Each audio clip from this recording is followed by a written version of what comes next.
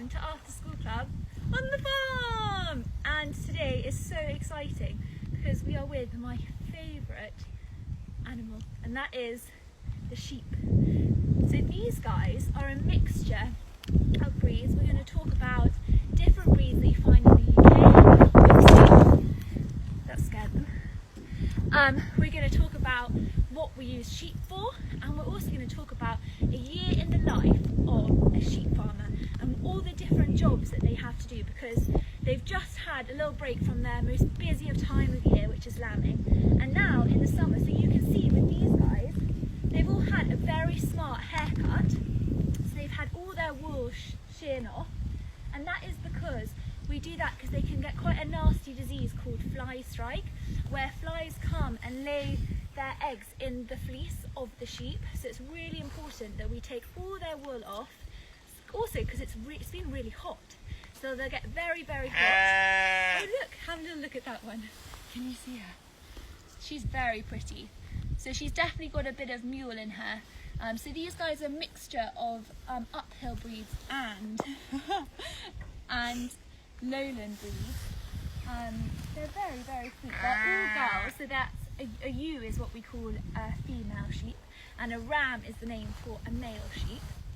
So yes, let's talk about the year of a sheep farmer. So we've just had shearing, so it's basically like a bit of an MOT for the sheep. So they'll get a nice haircut, they'll get all of their hooves trimmed, because just like humans, their nails grow, so they have to have a nice little trim, because the main problem with sheep is that their feet are very sensitive, so it's really important for their health to really regularly check their feet, because they can get a lot of problems, and just check that they're all okay. And then we will hopefully have a lot more rain in Sussex. We're the only ones in this country praying for rain, and that means the grass grows, there's loads of food for the sheep to eat, and then it will mean their lambs are normally sold this time of year. Okay, so then once they've had, they're separated from their lambs, they go out, eat loads of delicious food, and at the end of the summer, they're all gathered back in, and their condition is checked. So what does condition mean? Well, it means we're just checking to see whether they've put on enough weight, because it can be it takes a lot of energy to feed their lambs with all their milk. So we've basically got to make sure that they've got enough fat on them, and so the farmer will basically just check the sheep. They'll have a good feel, and they'll check there's enough fat on their bodies, and so hopefully all is well and they're in a good enough condition. These guys are looking great, looking very smart. And then October time is topping season. Not on Facebook. And was Facebook not working? Should I have a look? 2 seconds, guys. Yeah, I should be on Facebook. That's all working. That's okay. All good in the hood. Technology, hey? So topping, yes, so that's when the rams come out to play. This is their time to do their business, and so in they come in October time, and they normally wear a special belt on their tummy that has a really thick coloured paint, and it basically means that the farmer can check whether they've done their business, and so they'll be in with the sheep for a long time, just to make sure that all of them have got a nice bit of colour on their backs. And then about 40 to 90 days after you take the tups out, we'll scan the sheep for how many lambs they have. Just like when a human has their tummy scanned, they do the exact same for sheep. Now why do they do that? And that is because sheep are amazing. They can have triplets, twins, single lambs, and the farmer does that because depending on how many lambs are in the sheep's tummy will be very important to how much food that they're given, because there's a thing called twin lambs disease, and if they're not fed enough in the last 8 weeks of the gestation of the sheep, then it can have problems with the lambs. So how long are the babies in the mummy's tummy? That is what the gestation time is, and that's about 145 to 155 days, and that is why we have the tupping in the autumn, and then the lambs are born in the spring. Now most sheep, that is when they give birth, but some sheep are unusual. So Dorset is a type of sheep that they can breed all year round, but But the reason why we have most sheep giving birth in the spring is because it means that it's slightly warmer and it means that the lambs will survive. So yeah, they're scanned and then they'll be separated, and each farm is different. They'll do a mark on the back of the sheep to show that there's either one lamb or two or three, and then they'll be separated when they're brought in for lambing. So lambing season is in the spring. It either happens outdoors or indoors. Outdoors is like the New Zealand system, so it's a bit more natural. It means that there's often sheep in large numbers and you've got to check daily to see what's going on. But most farms bring their ewes inside so they can keep a closer eye on them and separate them into pens of singles, twins and triplets. Now, lambing season is really busy because sheep have 2 teats, which normally means they can only look after 2 lambs. So farmers are normally really smart, and they do a thing called fostering on. So when a lamb gives birth to triplets, they will take one of those lambs that the mum can't look after and put it with a lamb that has given birth to 1 lamb, so that she will hopefully look after 2. And there's loads of methods that they can do this. Sometimes the sheep are really good mothers, and you will wet the lamb and it will uncover it in the smell of its baby and it will think that it's its own. Sometimes it's a little trickier, and sometimes the ewe will have lost a lamb. It's unfortunately, that's quite common with sheep, that some lambs aren't strong enough when they're born. And this sounds a bit gross, but it means that the lamb will hopefully survive. They will take the skin of the dead lamb and put it as a little coat on the orphan lamb, and it will hopefully, the mum will smell it and think that it's its own and adopt it as itself. These guys are pretty chilled, aren't they? They're so sweet. That's really amazing. And so the aim of the farm is to basically not be bottle feeding as too many lambs, because it's just not natural for them not to have the sheep's milk. We were talking about colostrum when we were with the calf, and that colostrum's so important because it's full of all the antibodies. It's what makes them really healthy and fight against the bugs. So if they're feeding them powdered milk, it takes a lot of time. You could be bottle feeding loads of pet lambs and orphan lambs, so it's best for them to try and be looked after by another sheep. So it's just so busy lambing time, because they've been popping out all over the place. You've got to be so on it, making sure that they'll normally pen up the ewe with their lambs, and then once they've bonded, they'll be moving them into a nursery pen. So it's all go. It's such hard work, but honestly, I think it's my favourite thing to do in the world is to have lambing season. I've got lots of pet lambs at home. I mean, some of them are now 10 years old that have grown up in the kitchen, because I raised them by hand. So Gwen and Nigella are at home. They're very sweet, and if you're lucky, you might get to meet the fattest sheep in Sussex. But these girls are a lot younger than Nigella and Gwen, and they're a mixture of breeds. So their sort of speckledy colour is from a mule, which is a uphill breed. They're really good mothers. Hello, very sweet. And then the white-faced is a mixture of a kind of more commercial breed, which is either a Romney sheep, which you find on the Romney marshes in Kent, and also a Texel breed, which is a great commercial breed for meat. It's a very popular breed for commercial farming. So let's talk about some of my favourite breeds of sheep. Well, a Dorset sheep, we've already talked about them. They're really cool. You get 2 kinds.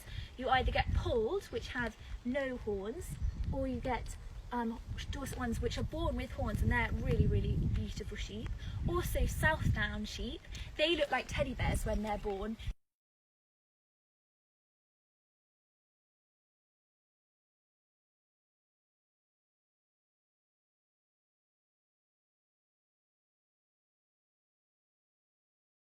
They're black-nosed sheep, and look them up, they are mega cute. And actually a farmer on what's my favourite show called? It's This Farming Life on the BBC. He breeds Valley Black-nosed, and they're just the cutest sheep. Another foreign breed that's you've probably heard of is merino sheep that are bred in Australia for their wool. So merino wool, they're very snazzy sheep. And then when you're looking out in the fields, you can look out for Suffolk sheep. Still not on Facebook. Still not on Facebook? I wonder why. Maybe let's restart it. Shall we have a go? Sorry guys, let's have a crack. Hang on. I'm going to try again. Bear with. just an ending live video. Oh, check out the chickens. We'll be talking about them next week. Okay. Oops. Right. Attempt 2 on Facebook. We're starting a live video on Facebook. It's pausing. Ooh, it's not really a fan of the great outdoors. Maybe it's the rain. Just see what the crack is. So we've talked about different breeds of sheep. What's another great breed of sheep that I really like? Hampshire. I've already talked about Suffolk, if you're paying attention, Trace. So then also, what's another amazing system that we have in the UK is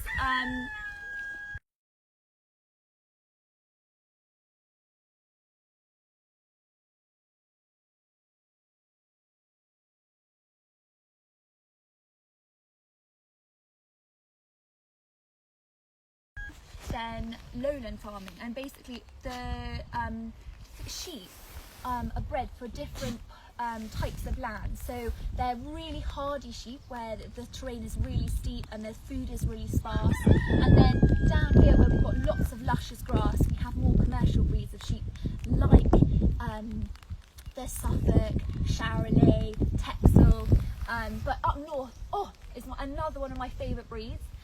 Is Herdwick sheep.